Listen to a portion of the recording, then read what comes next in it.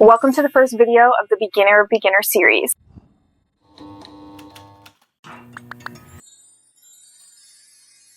We're going to cover a couple things today. I'm just going to go over what those things are. So where do you even start? We're going to be covering this today and going in detail of materials, yarn, any basics just to start you off on the right step. So what supplies do you need? Let's start with yarn from your local craft stores in the US. First up is JOANN's. I would recommend the 24/7 cotton by Line Brand yarn. That one is really great for beginners. It doesn't split very much and it's a good weight to use. It's not too small, but it's not too thick. Sugar and Cream is another great one too. It does split a little bit, but it's a great size for beginners to start with. Next is Michael's, and all of the Caron Cakes yarn does not split. It is really great for beginners, and again, they have 24/7 cotton at Michael's as well. Definitely recommend that. Hobby Lobby has great inexpensive yarn. I wouldn't say it's my favorite or necessarily the best, but I will say the Breathe Deep one is better than the Crafter's Secret. The Crafter's Secret is very similar to the Sugars and Cream. Now, before I continue, we need to talk about yarn weight. So there are 7 yarn weights. Here's a visual from Line Brand yarn. This will be very helpful, so I would suggest screenshotting this photo.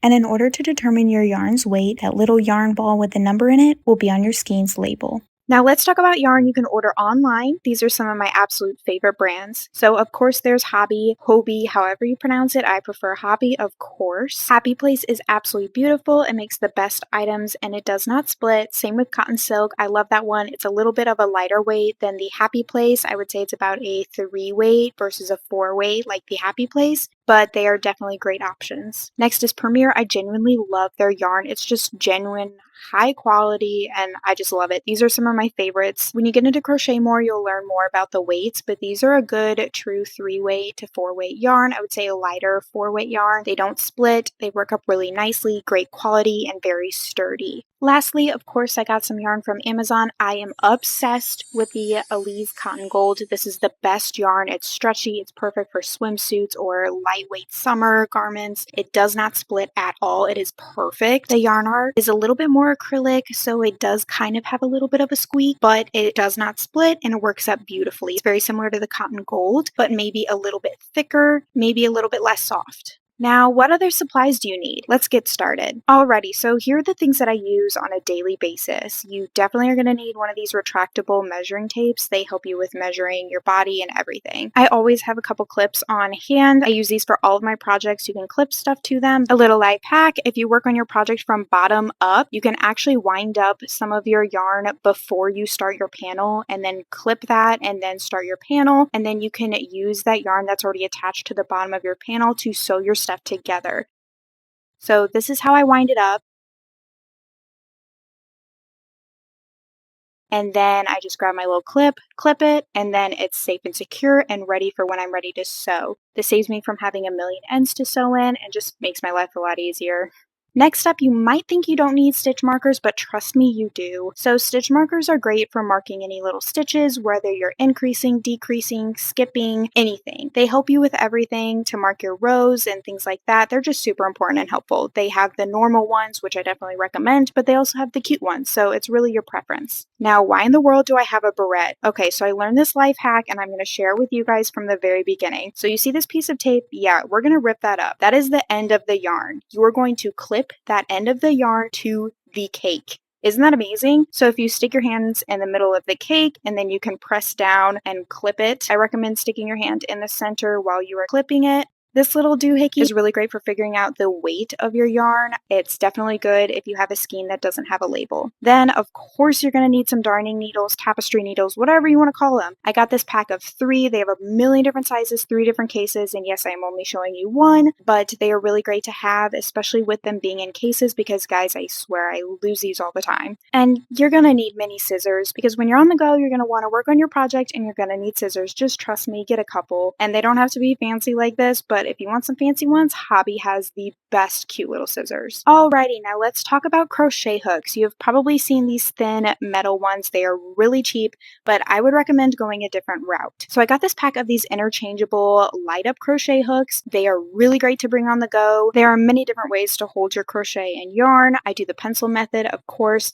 I would recommend, if you're going to do this method too, to practice spinning your hook like this, and then if it feels comfortable, then I would suggest moving your wrist a little bit while you're spinning, just so that you can kind of get that crochet motion down and get your hand comfortable with the movement, because that is a really hard part about learning how to crochet. Oh, and these are a little bit more ergonomic, so they fit in your hand a little bit better, so it's going to be a little more comfortable to crochet with rather than the metal ones. Now, lastly, so you can get these ergonomic hooks from Fire and also Furls. They are amazing for different reasons. So what's the difference? Fire hooks are a little bit thicker throughout the whole hook, and they have cute little accent details, where the Furls hook have a longer hook end, and then they are also thinner on the ends and thicker in the middle. So it's really preference. I will say though, Fire does offer a case, so that's pretty good for bringing on the go and also keeps it safe for you. Now you guys, this is probably going to change for you as you learn to crochet more, but I'm going to show you how I hold my crochet project. Okay, so I'm placing the yarned end attached to the ball on my hand, opening up a space between my pointer and middle finger, placing the yarn over that so that it's laying over my pointer finger, and then that way I can move the yarn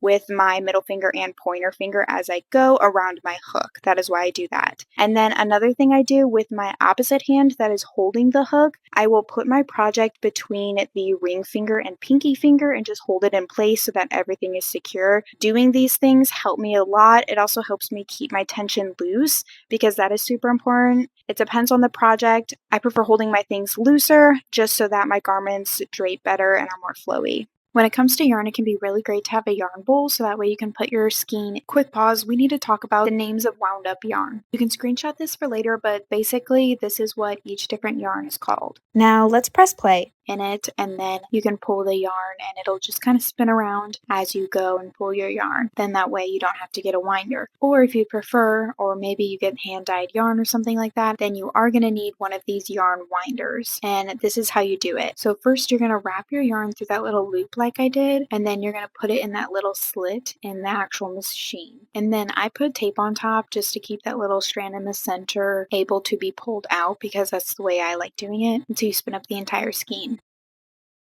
This is a great way to keep your stash yarn untangled and wound up neatly. Then once you use up all your yarn, this is where you are going to use that barrette to clip your yarn end to your cake. After you get that yarn end secure, then you can remove your cake from the little machine. Because I had the middle yarn end taped, once I remove the tape, I can pull from the middle of the cake. Thank you all so much for watching, and I hope that you liked this video. And if you want to continue this series, go ahead and like and subscribe, and go check out the next videos.